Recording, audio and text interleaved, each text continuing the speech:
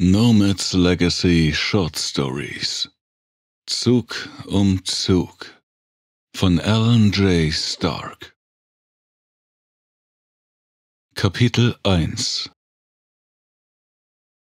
Die Landschaft war bis zum Horizont von Kratern und Trichtern übersät, eine graue Einöde vom endlosen Trommelfeuer gezeichnet, erschöpft und verstümmelt. Kein Vogel war zu hören, nur der Wind heulte über die schlammige Wüste. Ab und an ein Donnergrollen, nachdem ein Blitz ein grelles Licht über das tote Land geworfen hatte. Im Dauerregen, der aus dem wolkenverhangenen Himmel fiel, hatten sich in den Kratern dunkle Tümpel gebildet. Zeugnisse schwerer Bombardements, die vor kurzem den Planeten erschütterten. Die Erde dazwischen war sumpfig und glich einem endlosen Morast, der sich bis zum Horizont dehnte. Das Land mochte einst fruchtbar und grün gewesen sein, bedeckt von dichten Wäldern, voller Leben. Doch jetzt war es von mächtigen Strahlenfingern und Plasmagranaten umgepflügt. Ein trister Acker, unfähig auch nur das primitivste Leben zu tragen. Alle Vegetation war verschwunden und jedes Tier getötet. Kahle Hügel und Täler bestimmten das traurige Bild, soweit das Auge reichte. Der Planet Farlak war ein kaltes Inferno, leblos und öde.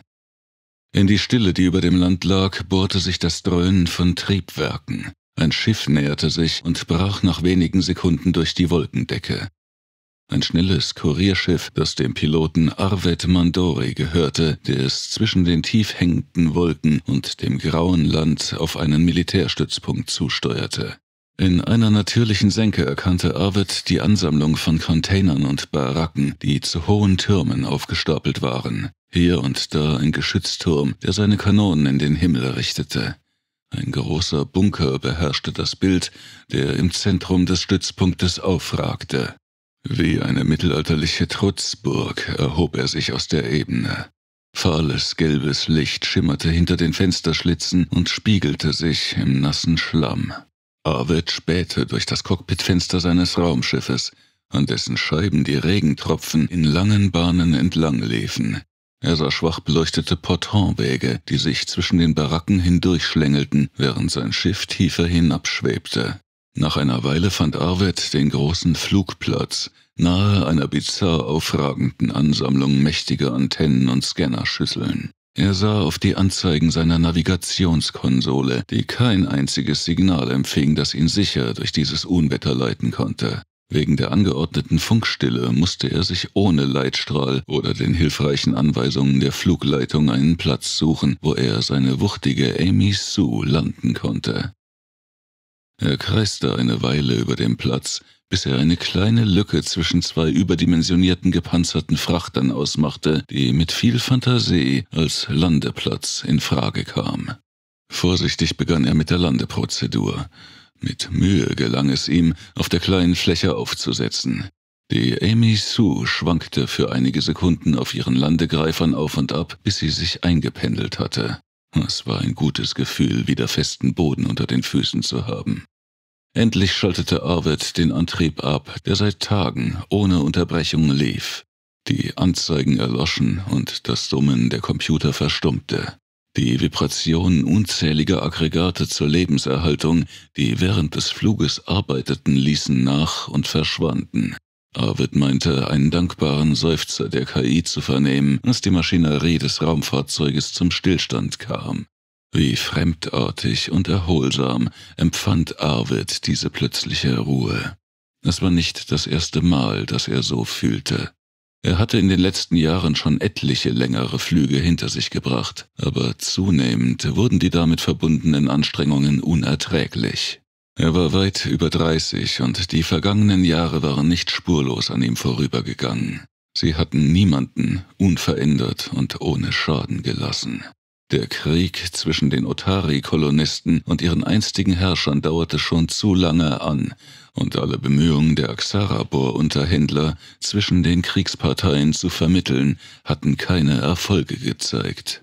Es konnte noch ewig so weitergehen, ein sinnloses Schlachten, das am Ende nur Besiegte kannte. Immerhin schien das Bombardement alle insektenartigen Kämern getötet zu haben, gegen die sie hauptsächlich kämpften. Jedenfalls vermochte er, ihre Gegenwart im Augenblick nicht zu fühlen. Arvid gehörte zu den Menschen, die besonders empfänglich für den telepathischen Kontakt zu diesen Kreaturen waren.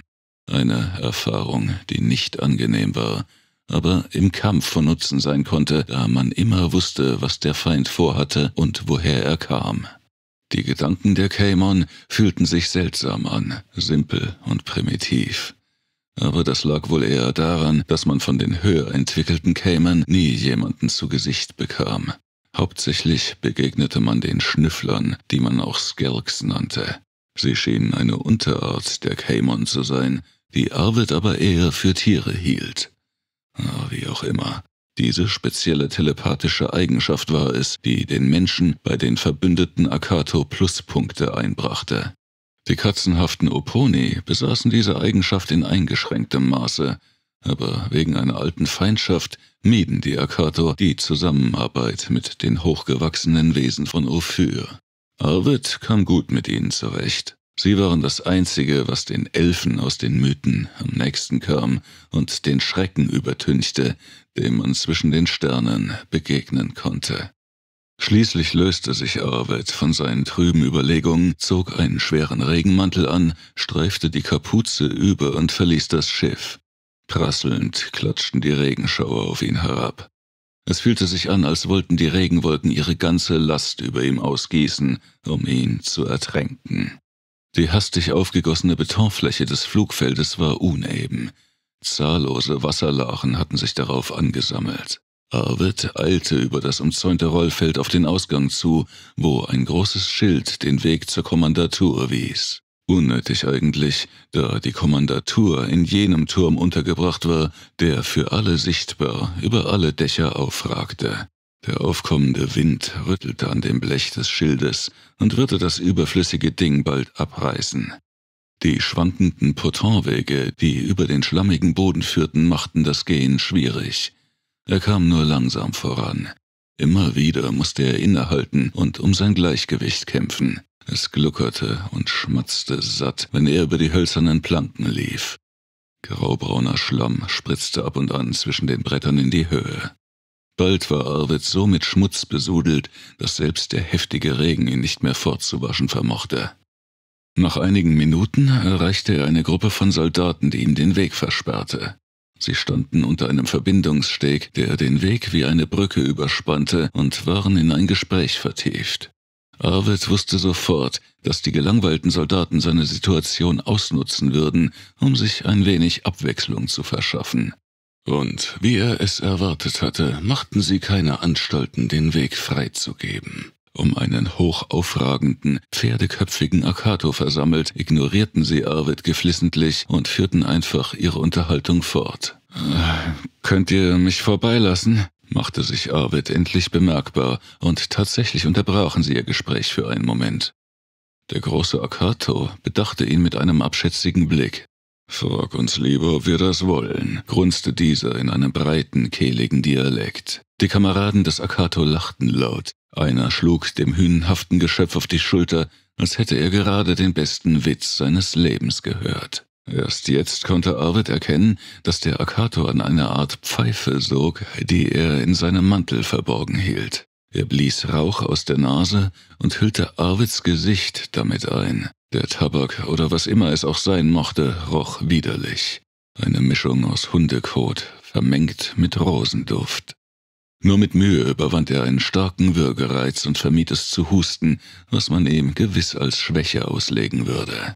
Der Regen ließ nun etwas nach, als wolle er es Arvid ermöglichen, die Worte des Höhen ohne Probleme zu vernehmen. »Pass bloß auf.« Der Akato trat einen Schritt näher an Arvid heran.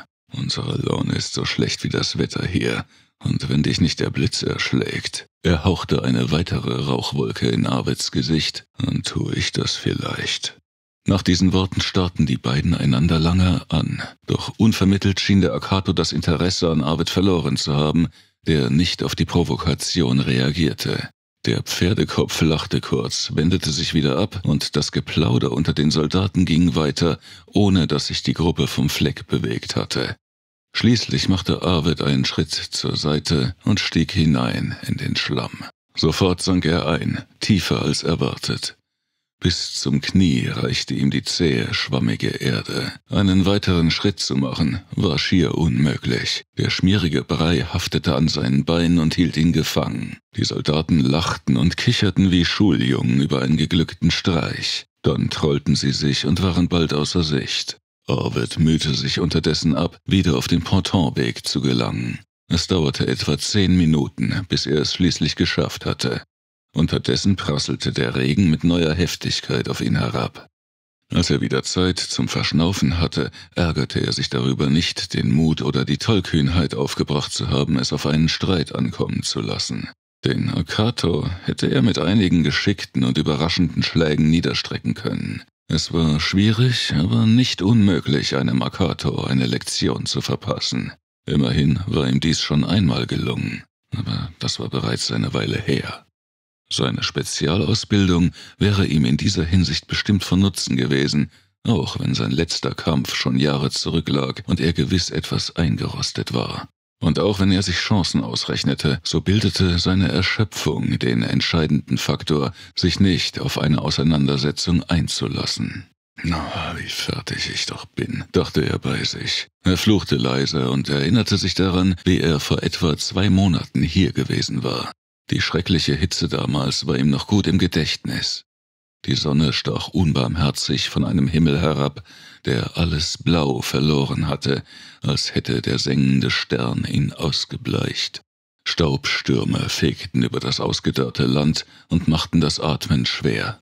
Um die endlose Langeweile zwischen den Gefechten zu überbrücken, hatte General Dazin angeordnet, das Lager alle Nase lang ab und wieder aufzubauen. Eine schweißtreibende und harte Arbeit, die Arvid damals als reine Schikane betrachtet und die ihm Mitleid mit den Soldaten abverlangt hatte. Nun aber sah er die Sache anders und wünschte dem General, wären noch perfidere Methoden eingefallen, um seine Leute während der gegenwärtigen Schlechtwetterperiode beschäftigt zu halten. Es gab genügend Trainingseinheiten, die vorsahen, Soldaten durch den Schlamm zu hetzen. Noch immer hatte der Regen es nicht fertiggebracht, den Schmutz von Arvids Mantel abzulösen. Nachdem er sich aus dem Schlamm befreit hatte, klebte der zähe Morast dick an seinen Stiefeln. Er eilte weiter durch das Unwetter, und bald gelang es ihm, den unangenehmen Vorfall mit den Kameraden beiseite zu drängen. Was in aller Welt mochte so eilig sein, dass man ihn so dringend anforderte? Umgehend, unverzüglich, sofort, ohne Aufschub. Das waren die Begriffe, die immer wieder in seiner Order auftauchten. In den Anfangstagen des Krieges, als noch alle Fronten in Bewegung waren, hatten diese Begriffe keinen Seltenheitswert. Die Fronten verhärteten sich und bald ließ die Eile nach. Es gab nichts Wichtiges mehr, das man zu erledigen hatte. Die Nachrichten beinhalteten gewöhnlich nur Angaben über unbedeutende und meist sinnlose Truppenbewegungen. Der Wortlaut, in dem sie abgefasst waren, ließ daher keinerlei Dringlichkeit erkennen. In zunehmend laxer Form bemühte man sich kaum noch um offizielle Formulierungen, die Wichtigkeit suggerierten, und scherte sich nicht um Geheimhaltung. Es gab nichts geheim zu halten, nichts zu beeilen. Alles verlor sich in matter Bedeutungslosigkeit, denn die Rebellion ging zu Ende, ja, musste zu Ende gehen, sollte es noch eine Zukunft geben. Eine Tatsache, die selbst der einfachste Gefreite erkennen konnte.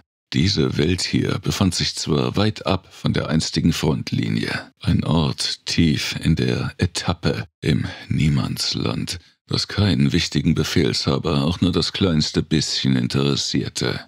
Doch selbst hier konnte man das Ende des Krieges und das Kommen eines bitteren Friedens spüren. Beide Seiten trachteten danach, auf schnellstmögliche Weise den Kampf zu beenden, auch wenn die Oberen dies nicht öffentlich zugeben wollten und unaufhörlich den Geist ihrer gerechten Sache beschworen. Jedenfalls waren die Streitkräfte beider Seiten erschöpft und große Veränderungen gab es nicht mehr. Alles war erstarrt. Diese Reglosigkeit zehrte an den Nerven und belastete die Moral der Truppen. Es war also keinesfalls zu erwarten, dass Arvids Auftrag so etwas Gewichtiges wie die lang erwartete Friedensbotschaft enthalten könnte. Das Golon-System taugte kaum dazu, eine Quelle derartiger Neuigkeiten zu sein. Hier war Arvid nichts weiter als der Überbringer buchhalterischer und logistischer Überlegungen. Er war nur ein Laufbursche gelangweilter Generäle. »Verdammt«, zischte er. »Ich brauch dringend ein wenig Schlaf. Meine Gedanken verknoten sich.« Er beschloss nicht weiter darüber zu grübeln und erreichte nach kurzer Zeit das imposante Kommandaturgebäude. Noch ehe der massige Wachroboter an der Pforte reagieren konnte, rief ihm Arvid ein älteres, aber gültiges Passwort zu. Ein Zittern durchlief den stählernen Leib, der für einen Sekundenbruchteil eine Verteidigungspose angedeutet hatte und nun wieder zurück in den Standby-Modus sank. Das Panzerschott, vor dem die martialische Maschine postiert war, sauste nach oben und gab den Eingang frei. Arvid hatte jedoch keine Gelegenheit, durch das Schott zu treten. Ein Eindämmungsfeld hinderte ihn daran, einen weiteren Schritt zu machen. Ein junger Page stürmte Arvid entgegen. Seine graue Uniform war tadellos, die Messingknöpfe und die braunen Stiefel glänzten. Ein ungewöhnlicher Anblick. »So kommen Sie hier nicht rein«, knurrte der blasshäutige Mann und schob den Kurier wieder hinaus, ohne ihn zu grüßen. »Ich muss zu General Dazin«, entgegnete Arvid. »Er erwartet mich.« Ja, ich kenne Sie. Sie sind der Kurier. Sie waren vor ein paar Wochen schon mal hier. Ach, Sie sollten doch wissen, dass der General sehr eigen ist, wenn es um seine Teppiche geht.« Oh ja, Arvid erinnerte sich noch genau. General Dazins Quartier war ausgestattet mit allerlei persönlichem Inventar, und besonders an die wertvollen Teppiche konnte er sich entsinnen. Natürlich wollte sich der General diese nicht verderben lassen. Arvid erinnerte sich daran, wie man ihm befahl, seine Stiefel und Kleider von Staub und Schmutz zu befreien, bevor man ihn in das Quartier des Generals einließ. Der Page schob ihn vor dem Eingang auf ein Gitter im Boden und begann ihn mit einem Wasserschlauch abzuspritzen. Eine irgendwie demütigende Behandlung, die Arvid mit verhaltenem Zorn über sich ergehen ließ. »Wofür man sich doch immer noch die Zeit nimmt«, murmelte Arvid in das Brausen des Wasserstrahls. »Was haben Sie gesagt?« erkundigte sich der Page. »Nichts«, antwortete Arvid tonlos. »Sauberkeit ist das wichtigste Gebot in der Truppe. Kennen Sie nicht die Phrase, Reinlichkeit kommt gleich nach Gottesfurcht?« Der Page ging nicht darauf ein, und als er zufrieden war, führte er den Kurier in den Lift, um ihn hinauf zu seinem Vorgesetzten zu bringen. Die Tür öffnete sich und Arvid war damit sogleich im Quartier des Generals angekommen. Die kostbaren Teppiche waren dort, wo sich voraussichtliche Besucher bewegen sollten, mit weißen Laken bedeckt. Ein paar Stiefelabdrücke zeugten davon, dass Arvid nicht der einzige Besucher war. Er staunte, als wäre er das erste Mal hier. An den Wänden hingen prachtvolle Gobelins, die historische Ereignisse darstellten. Den großen Globus, der ein leuchtendes Hologramm der Galaxis in sich barg und der Arvid schon bei seinem letzten Besuch aufgefallen war, hatte man von seinem ursprünglichen Platz wegbewegt. Sein neuer Platz befand sich vor dem Panoramafenster, hinter dem die grauen Wolken wirbelten. Vor dem Fenster standen ein Stuhl mit hoher Rückenlehne und ein schwarzer, auf Hochglanz polierter Schreibtisch.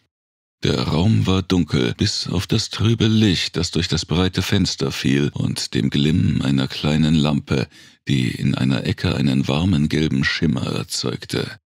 An einer Seite des Raumes erhob sich ein hohes, gut gefülltes Bücherregal. Es nahm die ganze Wand für sich ein. Ein lederner Sessel davor lud eines, sich bequem zu machen und ein Buch zur Hand zu nehmen, um sich darin zu verlieren. Oder sich dem Schachspiel zu widmen, das auf einem Beistelltisch neben dem Sessel stand. Arvid war kein besonders guter Schachspieler, aber es gab immer Gegner, die er besiegen konnte. Der Page trat in den Raum, schlug die Hacken zusammen, stellte den Kurier vor und machte kehrt. Nachdem sich die Tür geschlossen hatte, fuhr er mit dem Lift wieder nach unten. Dazin stand am Fenster, Arvid den Rücken zugewandt. Der große, hagere Mann hatte sich nicht bewegt, um den Kurier zu begrüßen. Stattdessen starrte er aus dem Fenster und beobachtete die dahintreibenden Gewitterwolken und das Flackern der Blitze darin.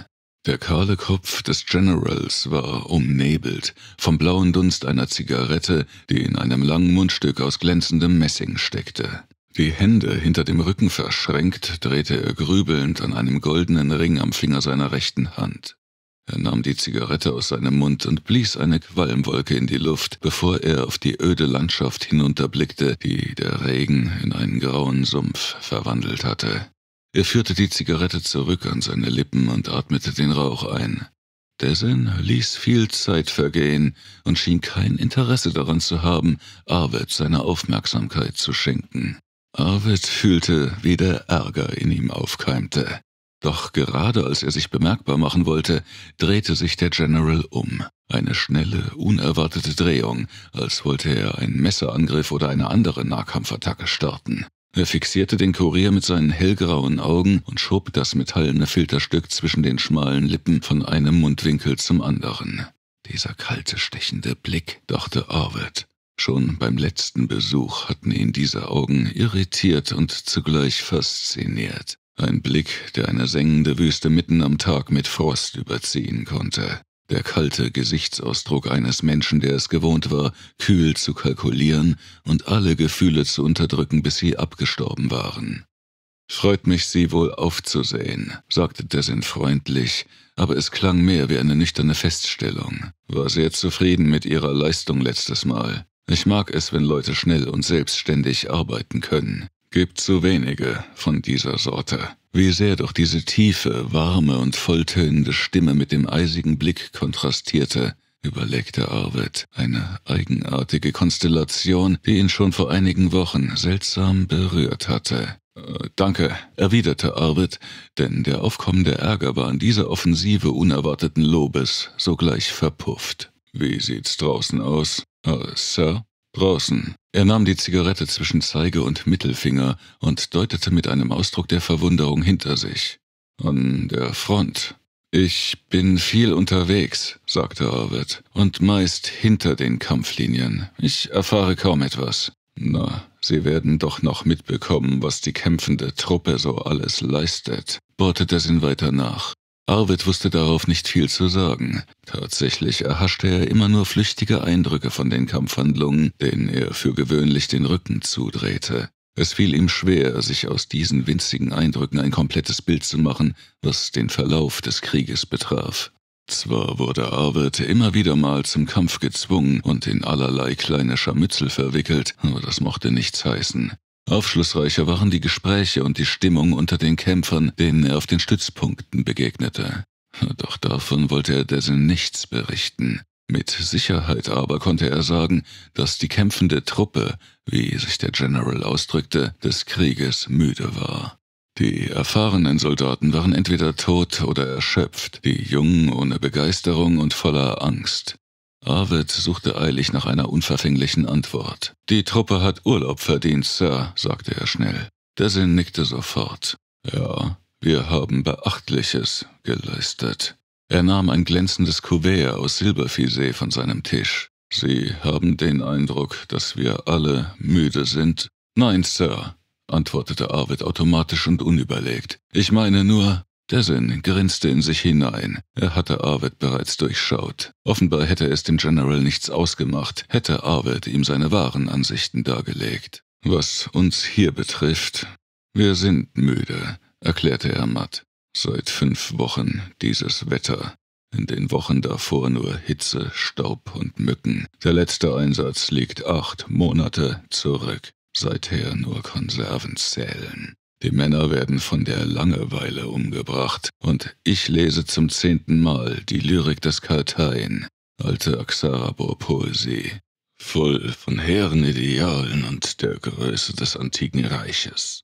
Ich halte es eher für einen Abgesang im Angesicht des kommenden Endes. In diesem Licht gelesen, sehr aufschlussreich. Vom Pathos verdeckte Wahrheiten, die gerade deshalb umso deutlicher herausstechen. Desin sog erneut an der Zigarette und stieß eine sich kräuselnde Dunstwolke aus.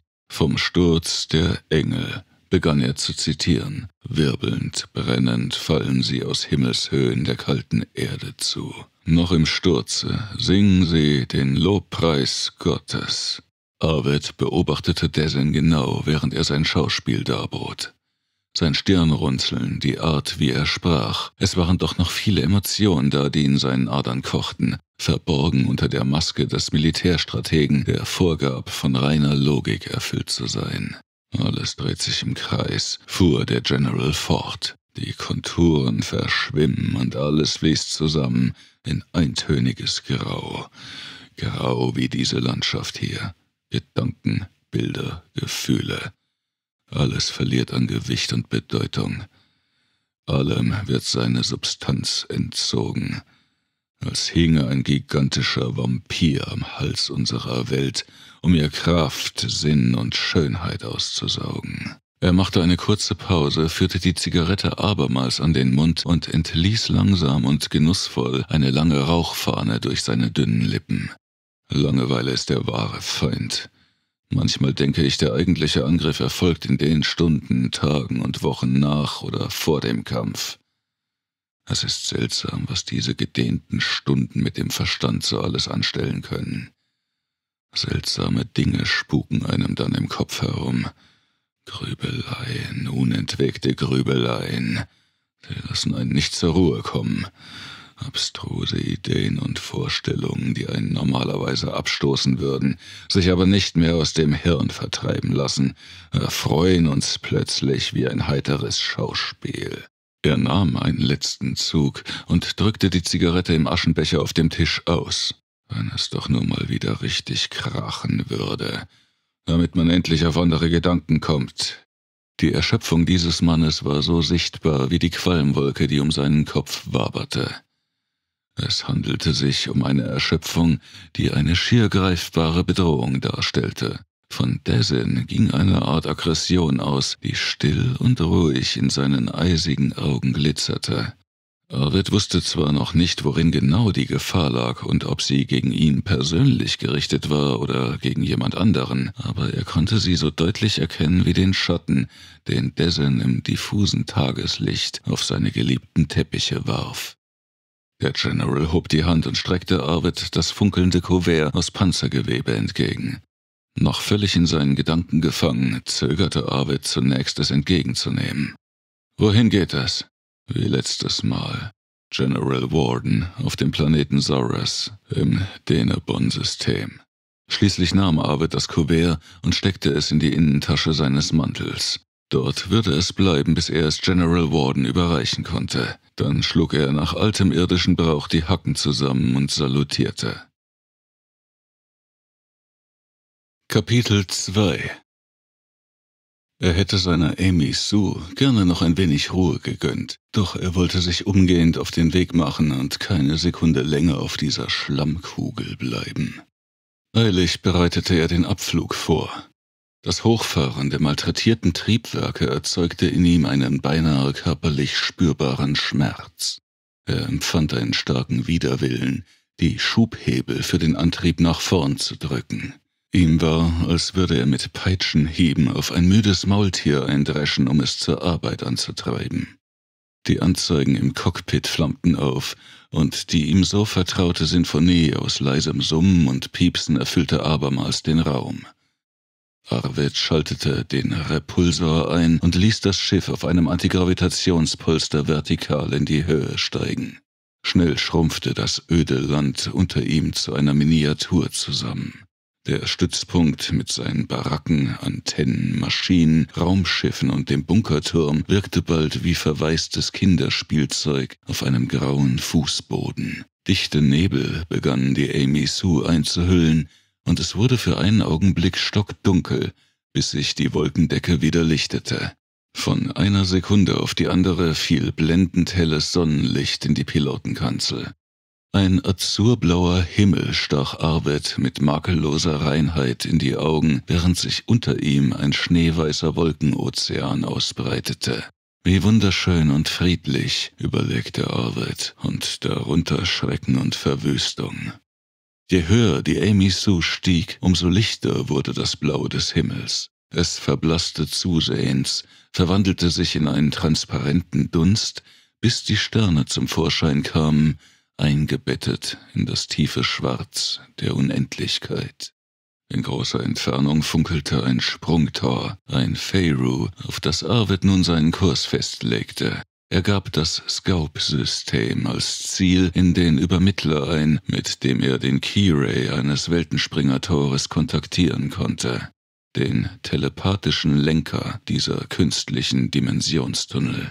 Der Umweg über das Scope-System war nötig, da Denebon ein seit jeher unbewohntes System war und daher kein Feyru besaß, durch das er dort materialisieren konnte. Arvid vermochte sich wenigstens damit zu trösten, dass selbst dieser indirekte Weg schneller war als eine direkte Hyperraumpassage zu General Warden, die etwas über 200 Standardstunden dauerte. Eine Feyru-Passage betrug immer genau 21 Stunden 33 Minuten und 12,44 Sekunden, egal von welchem Punkt der Galaxis aus man an sein Ziel reiste, und das ohne die Triebwerke gebrauchen zu müssen. »Dann kannst du etwas ausruhen, meine kleine Amy.« Arvid strich sanft über die Konsole und drückte den Steuerknüppel nach vorne. Die Amy Sue beschleunigte und jagte dem Tor entgegen. Bald war es deutlich in seiner Form erkennbar und nur noch 8 Kilometer voraus.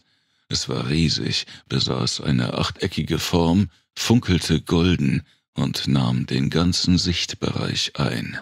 Gerade als Arvid das Signal aus dem Übermittler an das Tor senden wollte, ertönte ein schrilles Warngeheul. Im gleichen Augenblick spie der gewaltige Rahmen des schimmernden Feyru eine Unzahl von Kriegsraumern der Separatisten aus. Wuchtige Schlachtschiffe, schlanke Fregatten, Bomber, Belagerungsplattformen und Torpedoboote. Arvid vollzog eine harte Wende und raste mit Höchstgeschwindigkeit davon. Eine Fehlentscheidung, wie er unmittelbar feststellte, denn die feindlichen Schiffe, von der Austrittsbeschleunigung der Feyru-Passage getragen, jagten an ihm vorüber und schnitten ihm den Weg ab. Aus ihren Schleusen quollen Schwärme von Jagdmaschinen hervor. Sie schossen in Formation dem Planeten Farlak entgegen, aber 5 davon scherten aus und hefteten sich der Amy Sue ans Heck. Arvid aktivierte das Schutzschildsystem. Das Schiff erzitterte heftig, als die ersten Salven darauf einhämmerten. Knisternd brannten etliche Sicherungen durch, Kabel begannen zu schmoren. Hastig richtete er die Heckgeschütze auf die Verfolger aus und erwiderte das Feuer. Er traf einen Jäger, der daraufhin funkensprühend davontrudelte. Für einen Moment waren die übrigen 4 irritiert und wichen aus, ohne jedoch die Verfolgung aufzugeben. Arvid nutzte deren Verunsicherung und schlug einige Haken, um die Feinde abzuschütteln. Er brachte etwas Distanz zwischen die Angreifer und sich und machte ein paar Raketen scharf, während die Feinde erneut heranrückten. Ohne zu zögern fasste Arvid 2 von ihnen ins Visier und schoss. Die Raketen gingen daneben. Im Gegenzug erhielt die Amy Sue eine Reihe von Treffern. Der Schild flimmerte, drohte zu erlöschen. Ein Triebwerk detonierte. Weitere Schüsse zerhackten die Raketenrampe. Doch bevor sie gänzlich zerstört war, feuerte Arvid die geladenen Raketen auf gut Glück ab. Ein Jäger erhielt einen Volltreffer und trudelte davon. Trümmer schwirrten in alle Richtungen und beschädigten eine weitere Maschine. Diese verlor an Geschwindigkeit und fiel zurück. »Der Esel kann auch ausschlagen«, schrie Arvid voller Wut und begann zu lachen. »Versucht es ruhig nochmal. Ich warte nur darauf.« »Was für ein Unsinn«, überlegte er. »Ich kann keinen weiteren Treffer riskieren.« Die Piloten der verbleibenden Raumschiffe waren offensichtlich erfahren, begannen undurchschaubare Manöver zu vollführen und waren nicht abzuschütteln. Sie versetzten der Amy Sue immer wieder harte Schläge. Ihren Rumpf zeichneten bald zahllose, rotglühende Striemen. Die Panzerung splitterte an etlichen Stellen ab und hinterließ scharfkantige Narben. Der Schildgenerator begann immer mehr Strom zu fressen, saugte Energie aus dem Reaktor wie ein hungriger Vampir, um das Abwehrfeld aufrechtzuerhalten. Arvid gelang es, einigen Salven auszuweichen und Abstand zwischen sich und die Separatisten zu bringen. Tapfer arbeitete sich der Schild wieder zu beinahe voller Stärke auf, doch vereinzelte Schüsse drangen noch immer durch. Das Heckgeschütz ging dabei verloren. Arvid leitete alle Energie dem Abwehrsystem zu und berechnete den Kurs für einen Sprung in den Hyperraum. Dann vollführte er ein Looping. Als die feindlichen Schiffe, durch das plötzliche Manöver überrascht, die Amy Sue aus dem Blickfeld verloren, schaltete Arvid den Schild ab, nahm eine weitere Trefferfolge in Kauf und flüchtete aus dem Normalraum. Die plötzliche Stille fühlte sich befreiend und bedrückend zugleich an. Bedrückend, weil er jetzt weit ab jeder Hilfe war und Lichtjahre durch den Tiefraum jagte. Alleine und abhängig von angeschlagener Technik, die jederzeit versagen konnte.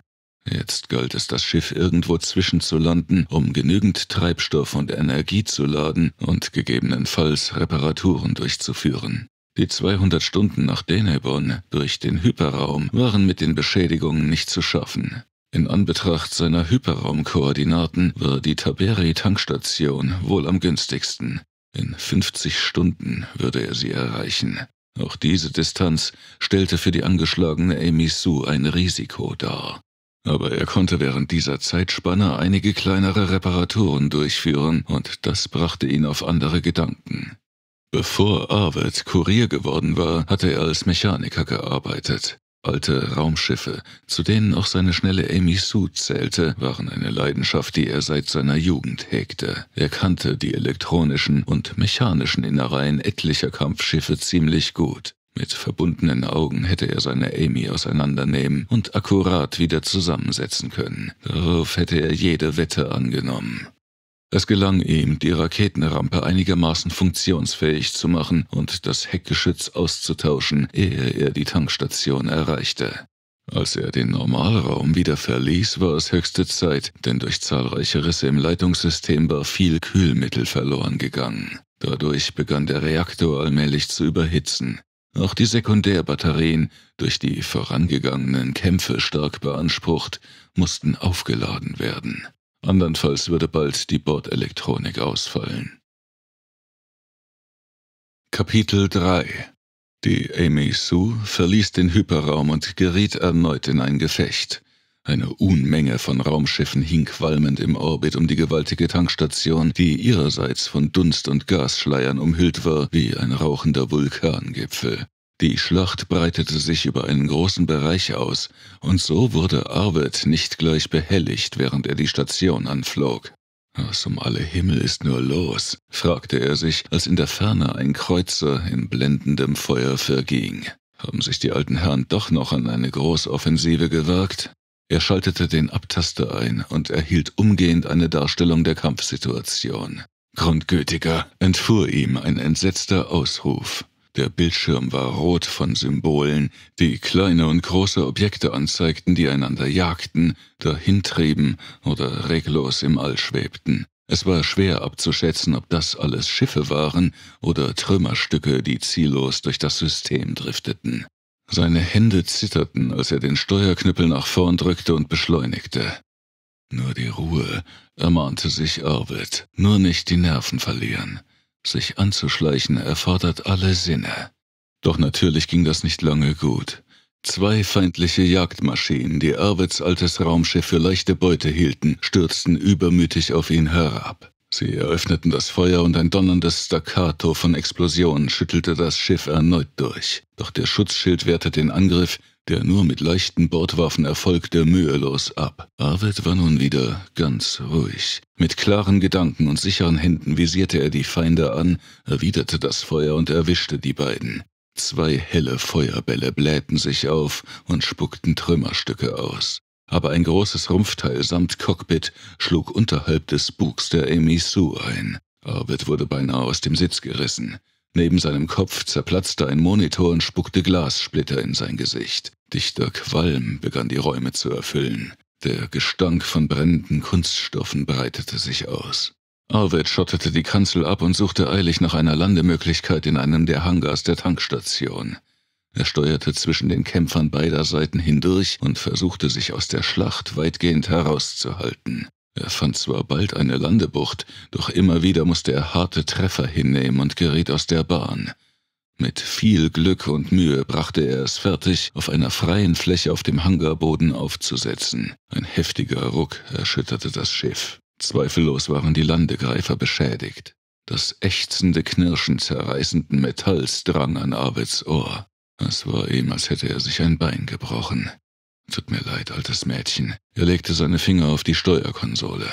»Ich hatte nicht vor, dir die Knochen zu brechen, ehrlich nicht.« »Diese Mission steht unter einem schlechten Stern«, dachte er bei sich. Arvid eilte nach draußen und fand sich inmitten eines unüberschaubaren Chaos wieder. Eine Ansammlung verschmorter und verbeulter Kampfmaschinen war in einem heillosen Durcheinander in der Halle verteilt. Dazwischen die Verwundeten.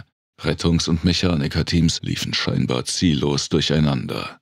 Arvid versuchte sich einen Überblick zu verschaffen, aber es war zwecklos. Es gab keine Ordnung, die irgendwie zu erkennen gewesen wäre. Sirenen heulten, ferne Detonationen ließen den Boden erzittern, überall Geschrei und Maschinenlärm.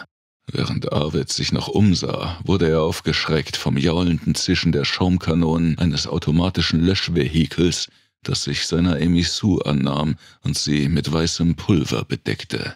Eilig und überraschend trat der Hafenoffizier an ihn heran. Ein blonder, korpulenter Mann in einer mit Öl und Ruß verschmierten Uniform. »Was fällt Ihnen ein, in diesem Pott hier aufzukreuzen?« schimpfte er. Arvid brauchte einen Moment, um zu reagieren. »Ich bin mit einer wichtigen Nachricht auf dem Weg nach Denebron. Ich wollte hier auftanken.« »Sehen Sie nicht, was hier los ist?« Der Mann sah sich nach allen Seiten um. Die Angst stand ihm ins Gesicht geschrieben. »Das ist kaum zu bewältigen, ein verdammtes Schlachtfeld.« »Warum wird hier gekämpft?« wollte Arvid wissen. »Ich habe nicht geglaubt, dass der Feind einen so großen Angriff starten würde. Schon gar nicht auf ein Ziel so weit hinter der Frontlinie.« »Wann, Sie können Fragen stellen«, entrüstete sich der Offizier. »Wir im Krieg und jemandem ist wohl in den Sinn gekommen, unsere Tankstelle hier sei leichte Beute. Mir ist das im Moment egal, sowas von. Wir kümmern uns hauptsächlich um die Leute. Für Ihr Schiff müssen Sie selbst Sorge tragen. Nehmen Sie sich, was Sie brauchen. Aber sehen Sie zu, dass Sie hier wegkommen. Wir brauchen jeden Flecken für die Rettungsschiffe.« Er deutete in Richtung Ersatzteillager und Werkstatt und machte sich davon. Im Lager fand Arvid einen schmalen Lastenschlitten und lud hastig Kanister mit Kühlmittel sowie einige neue Batterien auf. Doch selbst als er die Fläche des Schlittens vollgestellt hatte, reichte es bei weitem nicht aus, um seinen Bedarf zu decken. Er würde mehrmals nachfassen müssen, was in dem Durcheinander ein beinahe unmögliches Unterfangen darstellte. Mühsam bahnte er sich mit der ersten Fuhre den Weg zu seinem Schiff, an dem sich noch die Feuerwehrleute zu schaffen machten. Dann begann er, die Kanister und Batterien ins Innere des Schiffes zu schleppen. »Sie wollen noch nicht gleich weiterfliegen?« fragte ein Feuerwehrmann. »Mir bleibt nichts anderes übrig«, erwiderte Arvid, der eine schwere Batterie auf den Boden plumpsen ließ. »Ihr Chef tritt mir gewaltig in den Hintern, wenn er wieder hier ist und ich noch nicht weg bin. Ein Start ist nicht zu empfehlen«, beharrte der Feuerwehrmann. »Die gesamte untere Bugsektion ist ausgebrannt, wie ich sehen kann. Sie werden nur sehr eingeschränkte Sensor- und Navigationsfähigkeiten zur Verfügung haben. Auftanken können Sie nicht. Ich kann das auf keinen Fall zulassen. Die Gefahr, dass Ihr Schiff dabei hochgeht, ist zu groß. Sie werden auf Ihre Reserve zurückgreifen müssen.« »Habe ich mir fast gedacht«, sagte Arvid resigniert. Er versuchte mehr schlecht als recht eine Kopfrechnung.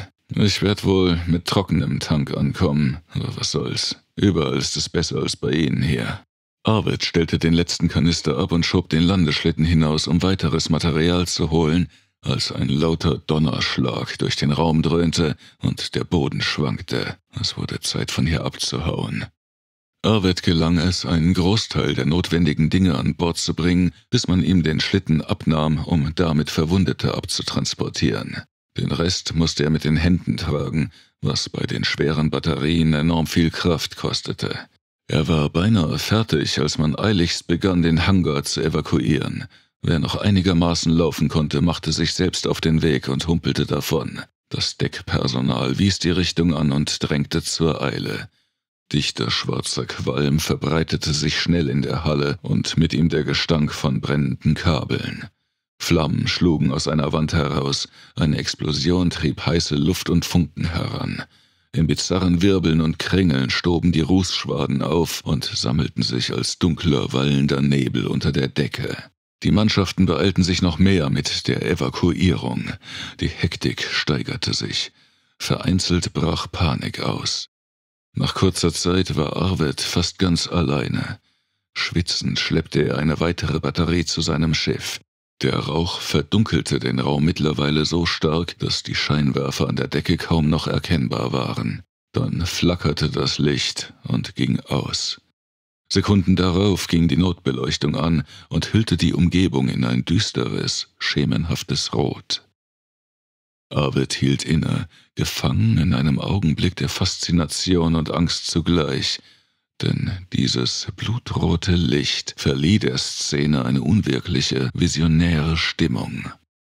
Mit einem Mal war alles wie entrückt, der furchtbaren Wirklichkeit entzogen, wie die Bühne eines mythologischen Theaterstückes. Feuer, Rauch, glühendes Metall, der ferne Donner, Hammer und Amboss. Die schwarzen Silhouetten der Schiffe, löchrig und verbogen, aufragend in den Flammen. Die Waffenschmiede des Vulkan.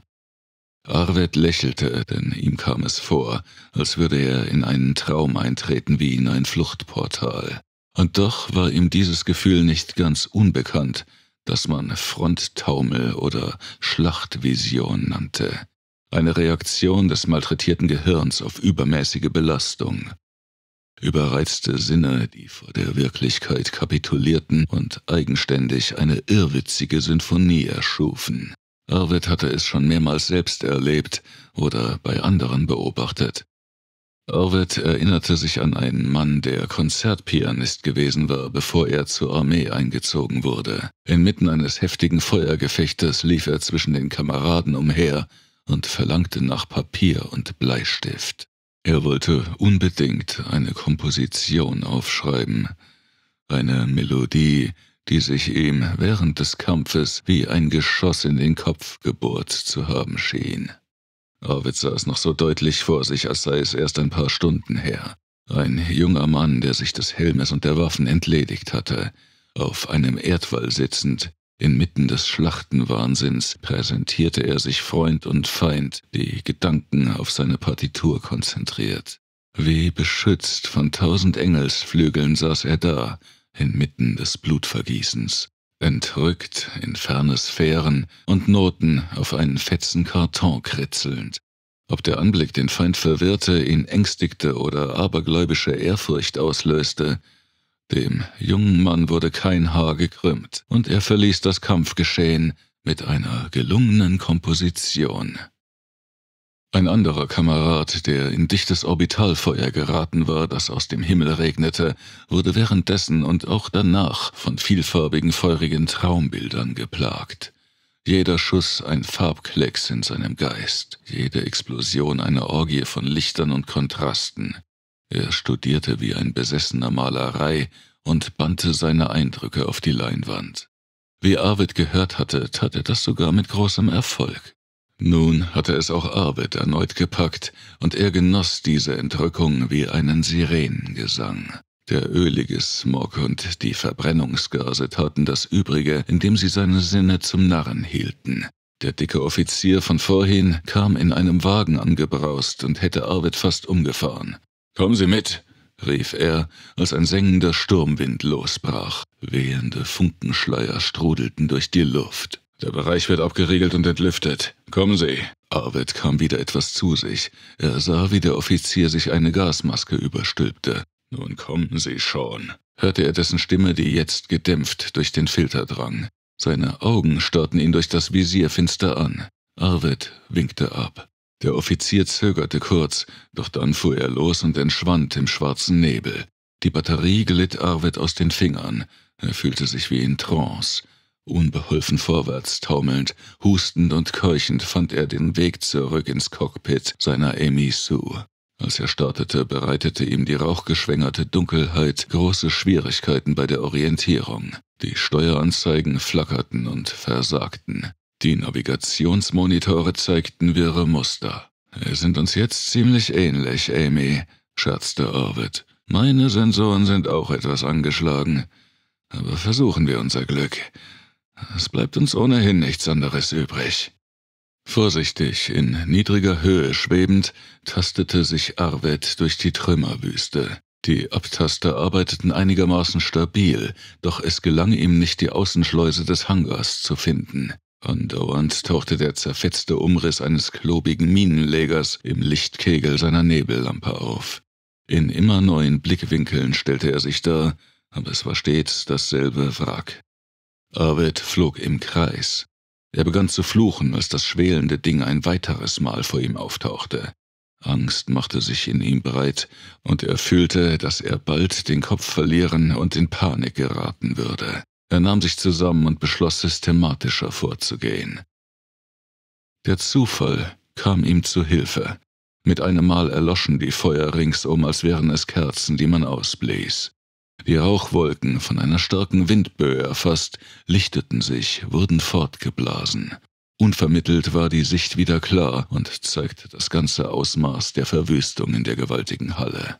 Kleinere Gegenstände lösten sich vom Boden und sausten wirbelnd davon. Als der zerstörte Minenleger quietschend und rasselnd über den Flur schlitterte, wurde auch Arvids Schiff von einer unsichtbaren Faust gepackt und mit aller Macht aus der Station geschleudert. Ein Hagel von Metall- und Kunststofffragmenten schlug auf das Schiff ein, als es in einer Wolke aus Trümmern und verdrehten Metallteilen in den Weltraum trudelte. Mit unbändiger Kraft saugte das Vakuum den Hangar leer und warf alles, was darin war, der Schlacht entgegen, die noch immer tobte. »Ah ja, das Schrottgeschwader greift in den Kampf ein«, lästerte Arvid. Die Amy Sue geriet in ein übelkeiterregendes Schleudern. Die Beschädigung und der Mangel an Energie machte sich so stark bemerkbar, dass Arvid fürchtete, bald gänzlich die Kontrolle über das Schiff zu verlieren. Mit sehr viel Geschick und Konzentration konnte er den Kurs jedoch einigermaßen stabilisieren. Er fühlte sich wie ein Artist auf dem Hochseil, der um sein Gleichgewicht kämpfte. Die Situation hatte ihm den Schweiß auf die Stirn getrieben und seinen Puls zum Rasen gebracht. Jetzt lehnte er sich erleichtert zurück. Er schaltete den beschädigten Antrieb ab, der das Schlingern wieder zu verstärken drohte, und ließ sich treiben. Diese Idee erwies sich tatsächlich als recht nützlich, da er auf diese Weise nicht weiter auffallen würde. Niemand nahm Notiz von ihm, und so schwebte er nach und nach aus dem Kampfgeschehen hinaus. In seiner Lage mochte er sich nicht auf ein Gefecht einlassen. So konnte er zumindest eine Zeit lang sicher sein. Toter Mann spielen war wohl nicht die mutigste Strategie, aber in seiner Situation die hilfreichste. Er schnallte sich an und schaltete nach und nach alle Systeme ab, die verräterische Energieemissionen verursachten. Aktive Sensoren, Abtaster, Konsolenbeleuchtung, die künstliche Gravitation. Die Kanzel war nun dunkel. In seinem Sitz festgezurrt, versuchte Arvid ein wenig Schlaf nachzuholen. Doch das war trotz oder gerade wegen seiner Erschöpfung nicht so einfach, denn seine Nerven waren angespannt und die Gedanken kreisten wirr durcheinander. Auch als die Schlacht schon weit entfernt war, konnte er keine Ruhe finden. Dann aber heftete sich sein Blick auf den eigenartig verformten Minenleger, mit dem zusammen er aus der Station geschleudert worden war. Das klobige Ding drehte sich nun in einiger Entfernung langsam um seine Achse. Ein Anblick, der in seiner Anmut so widersprüchlich war wie der federleichte Tanz einer fetten Ballerina. Licht und Schatten wechselten auf seiner Oberfläche in immer neuen Mustern, und in seinen Fenstern blinkte zuweilen das Sonnenlicht. Ein seltsamer Reigen von Formen und Farben, regelmäßig und doch nicht gleichförmig. Bei diesem Anblick driftete er allmählich davon. Kapitel 4 Arvid überkam nach und nach die herbeigesehnte Müdigkeit. Schließlich wiegte ihn der hypnotische Reigen in einen tiefen Schlaf. Doch selbst hier holte ihn der Krieg erneut ein. In einem unruhigen Traum gefangen, fand er sich in einem Graben wieder. Die Erde roch frisch und erwartete nach dem langen Winter den herannahenden Frühling. Doch es war ein Erwachen in einem Albtraum. Am sonnigen Himmel leuchteten die hellblauen Striemen tödlicher Strahlengeschosse. Es knackte bei jedem Blitz. Danach verbreitete sich ein angenehmer Vanillegeruch. Ein seltsames Phänomen, das die Salven aus Energiewaffen begleitete. Arvid hob den behemmten Kopf über den Grabenrand und spähte durch sein Visier über eine weite braune Ebene, über ein wieder und wieder umgepflügtes Land. Kettenfahrzeuge, schwer gepanzert, mit wuchtigen Kanonen rollten heran. Dazwischen marschierte die Infanterie, große Roboter und Soldaten der unterschiedlichsten Rassen. Vereinzelt krachten Schüsse und ließen Erdfontänen in der Nähe hochspritzen. Die Panzer feuerten ebenfalls. Vor Arvid wölbte sich der Boden blasenförmig auf, wuchs zu einem Berg heran und zerplatzte in Form einer gleißenden Feuerblume. Dann fegten niedrig fliegende Jäger heran. Ihre Waffen schlugen breite Schneisen in die Reihen der Angreifer. Unter lauten Hurrarufen erhoben sich die kaiserlichen Truppen aus ihren Gräben und Löchern. Auch Arvid sprang auf und fühlte augenblicklich einen kräftigen Schlag in den Bauch.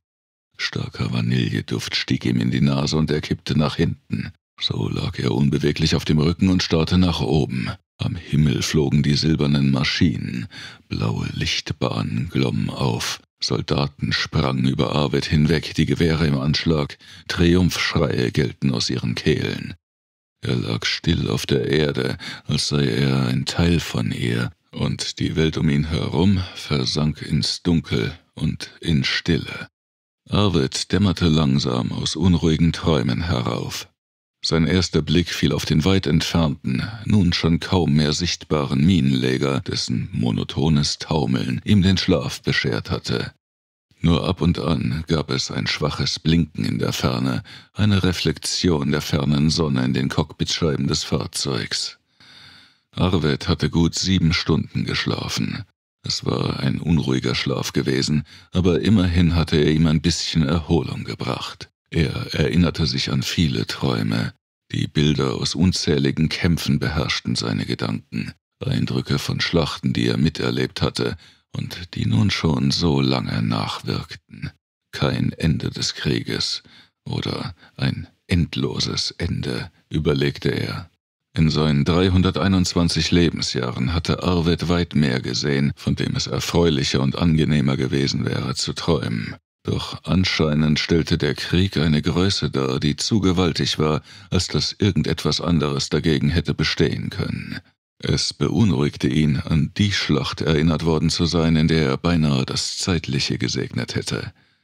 Er würde es für ein schlechtes Omen halten, wenn er abergläubisch wäre. Dabei war sein Leben geprägt von seltsamen Zufälligkeiten und Ereignissen, die ihm unglaubliche Möglichkeiten geboten hätten. Aber irgendwie schien er sich dessen nie bewusst gewesen zu sein. Oder er hatte die Zeichen einfach falsch gedeutet und war falsch abgebogen. Kapitel 5 Arvid sah hinaus ins All. Die Auseinandersetzung schien beendet. Weder Raumschiffe waren zu sehen, noch Explosionen oder dahinrasende Kampfmaschinen. Auch die Tankstation war nicht mehr da. An deren Stelle gab es nur einen milchigen, durchscheinenden Nebel, fast nicht zu erkennen, und darin sah etwas wie feinen, glitzernden Staub. Arvid blieb schwerelos in seinem Pilotensessel sitzen und rieb sich die Augen. Er holte tief Atem und versuchte diesen Augenblick der Ruhe und der Einsamkeit mit jedem seiner Sinne zu erfassen, festzuhalten und zu bewahren. So wollte er verharren, eingeschlossen in einem nie endenden Moment des Friedens. Doch es war ihm natürlich klar, dass er, wollte er weiterleben, noch eine Menge Arbeit zu erledigen hatte. Er schaltete alle Systeme bis auf den Schwerkraftgenerator aus und begann mit dem Einbau der Akkumulatoren sowie dem Auffüllen des Kühlaggregats. Die schweren Kollisions- und Brandschäden aber musste er in einem Dock beheben. Bis dahin würde er auf viele Funktionen verzichten müssen, die das Navigieren unterstützten.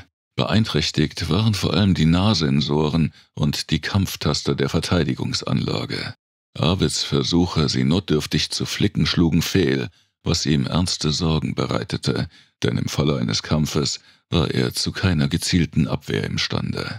Aber die Wahrscheinlichkeit, nochmals angegriffen zu werden, schien ihm nun eher gering. Dass er gleich in 2 Auseinandersetzungen hineingeraten war, mochte purer Zufall gewesen sein. Falscher Zeitpunkt, falscher Ort.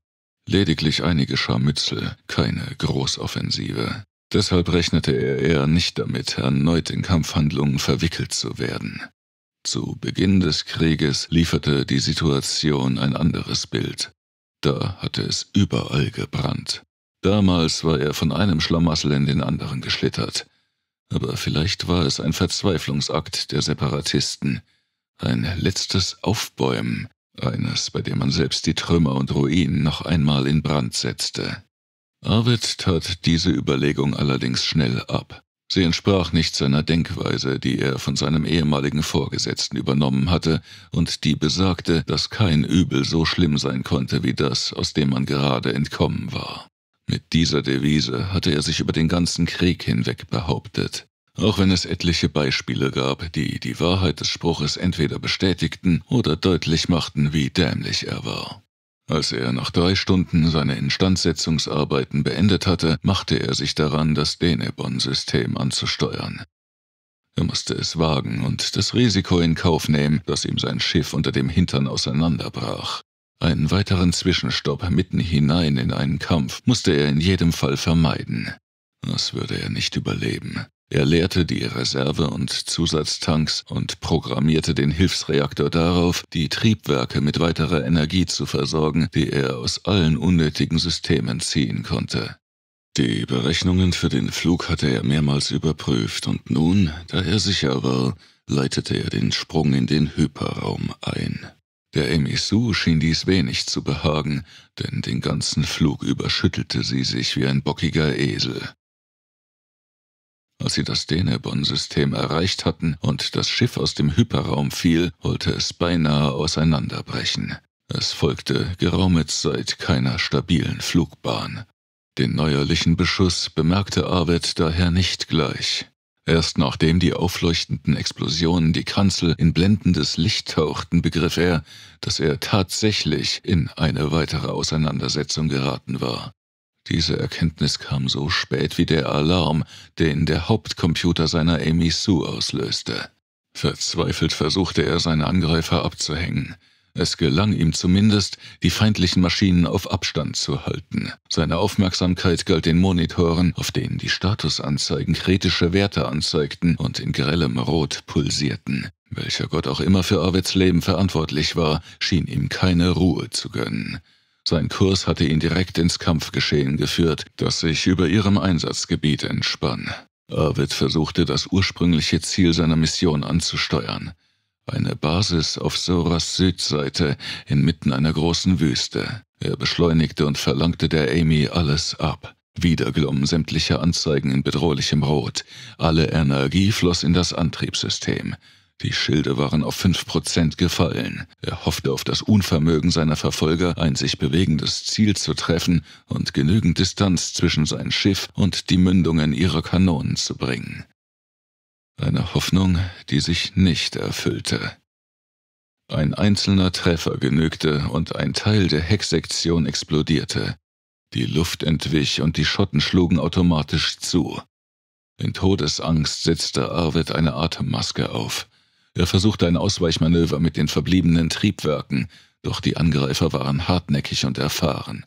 Sie durchschauten jeden Trick, den er probierte, und schossen fast nie daneben. In wenigen Augenblicken war auch der Schildgenerator so überlastet, dass er zusammenbrach.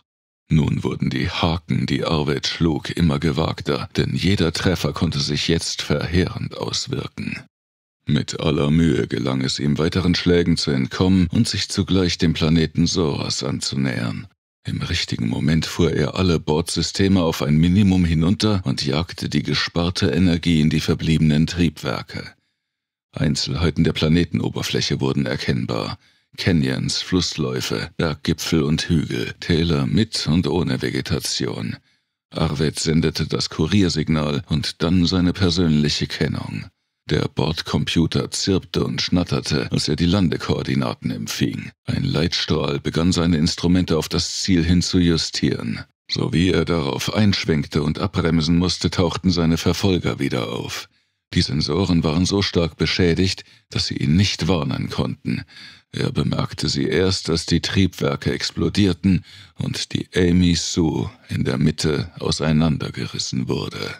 Das Heck detonierte und ein prasselnder Trümmerhagel schlug gegen die trudelnde Bugsektion. Arvids Finger tasteten mühsam nach den Schalter für den Notausstieg in der rechten Armlehne.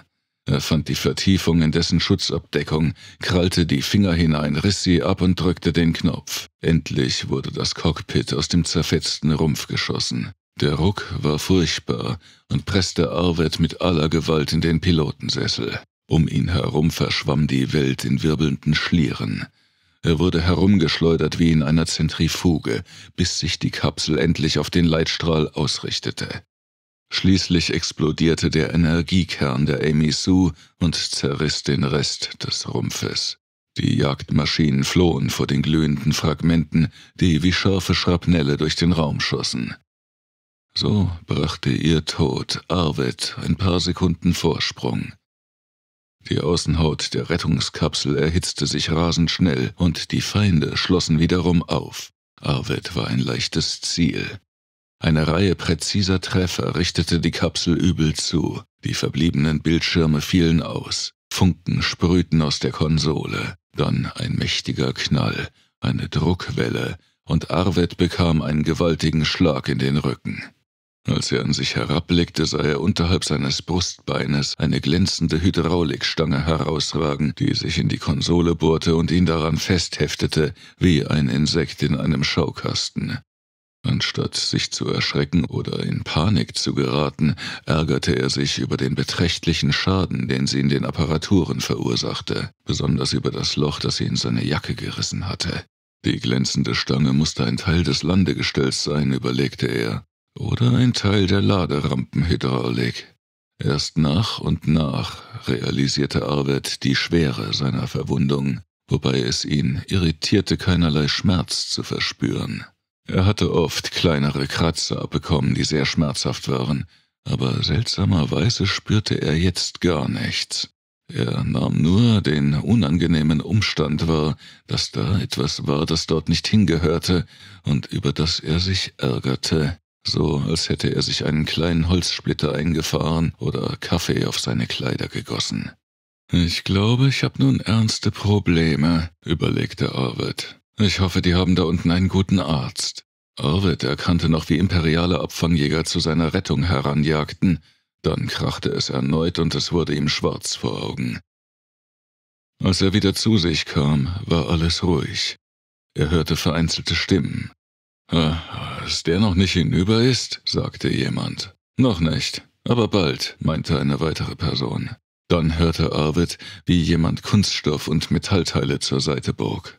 Als er fühlte, wie sich eine Hand am Verschluss seiner Jacke zu schaffen machte und Finger nach der Innentasche tasteten, kam er wieder voll zu Bewusstsein. Er bekam ein Handgelenk zu fassen und packte mit aller Kraft zu.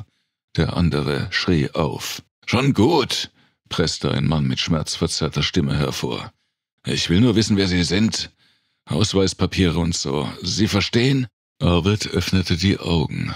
Grelles Sonnenlicht fiel durch die gesplitterte Scheibe seiner Kapsel. Es schmerzte. Er kniff die Lider zusammen und tastete nach dem Kuvert in seiner Jacke. Es war noch da. Er zog es aus der Innentasche und krallte seine Finger darum. Die Hand ließ er im Mantel ruhen.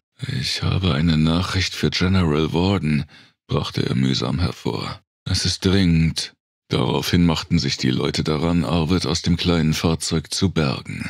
Man zerrte und zog an ihm. Es war für ihn so qualvoll und schmerzhaft, dass er gleich wieder das Bewusstsein verlor. Hin und wieder aber dämmerte er aus der Ohnmacht heraus. Er fühlte, wie er getragen wurde. Eine Trage, ja. Er lag auf einer Trage. Schaukeln, rütteln, keuchen, schwere Stiefel, die knirschend auf Staub und Kies traten. Er schmeckte Sand, heiße, trockene Luft. Eine hastig hervorgestoßene Frage.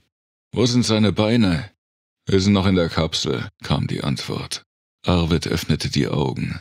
Strahlend blauer Himmel, eine weiß leuchtende Sonne.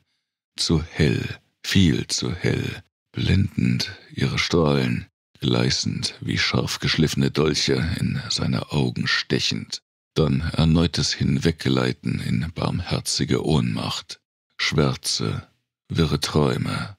»Er hält da was fest«, sagte eine Frau und versuchte seine Jacke zu öffnen. Arvid war sofort hellwach und wollte sie abwehren, doch der linke Arm fehlte und so zappelte er nur hilflos auf seiner Trage herum. Jemand setzte eine Injektion an. Arvid fühlte eine Nadel, einen Stich, dann ließen die Schmerzen nach. Er bemerkte, dass man ihn in ein geräumiges Zelt gebracht hatte. Es war kein Lazarettzelt. Mit geschultem Blick nahm er die Einzelheiten wahr, die ihm verrieten, dass er sich in der Unterkunft eines hochrangigen Offiziers befand. Strategische Holos, Bildschirme, auf denen Kampfsituationen dargestellt waren, ein großer hölzerner Schreibtisch mit reichen Verzierungen, über den eine Flotte in Gefechtsformation projiziert war. Als man abermals versuchte, Arvid die Nachricht zu entwinden, trat ein hochgewachsener Mann an die Trage, beugte sich herab und legte eine Hand auf seine Schulter. »Die Nachricht ist für mich. Ich bin General Warden«, sagte er. »Marcus Dezin hat sie geschickt, nicht wahr?« Arvid erkannte den Mann wieder, und ihm schien, als sei er seit dem letzten Mal etwas fülliger geworden. Der Kurier holte unter großer Mühe das Kuvert hervor. In seinen Fingern fühlte er das kühle Silberfiset, aus dem es bestand, und wie das getrocknete Blut seine Finger daran kleben ließ.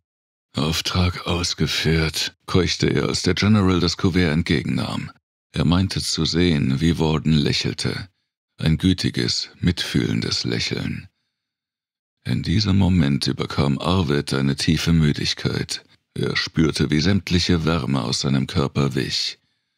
Sie verflüchtigte sich so rasch wie das Dämmerlicht an einem Winterabend.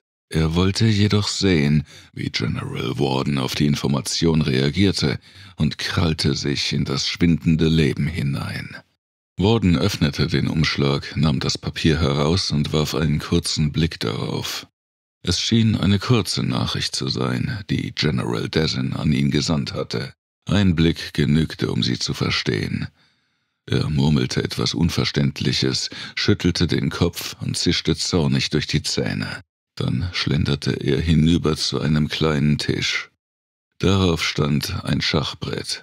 Die Figuren hatten etliche Züge hinter sich und standen gut verteilt auf dem schwarz-weiß karierten Spielfeld. Arvid erinnerte sich an das Schachspiel in Dezins Quartier. General Warden betrachtete die Spielfiguren, die auf der karierten Fläche standen, geraume Zeit und musterte das Papier erneut.